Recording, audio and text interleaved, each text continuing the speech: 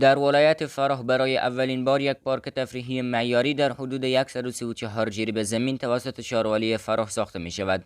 مفتی سردار محمد مرصاد شاروال فراه در گفتگوی اختصاصی با خبرگزاری باختر گفته است که این پارک در نزدیکی جاده سلطان امیر نوروزی و بر اساس یک پلان خاص توسط سکتور خصوصی احداث خواهد شد.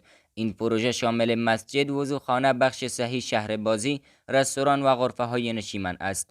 مرصاد همچنین از باشندگان شهر خواست تا در حفظ این پارک های تفریحی همکاری کنند و از مدیریت شاروالی خواست که به تجهیز این پارک ها با درختان زیبا، سیستم برق و تأمین آب پایدار توجه جدی داشته باشند.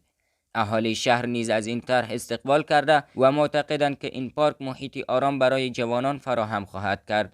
آنها همچنین از ادارات محلی خواستند تا به دو طرفه شدن جاده نوروزی توجه کنند تا علاوه بر تسهیل رفت و آمد از ازدحام و حوادث ترافیکی جلوگیری شود.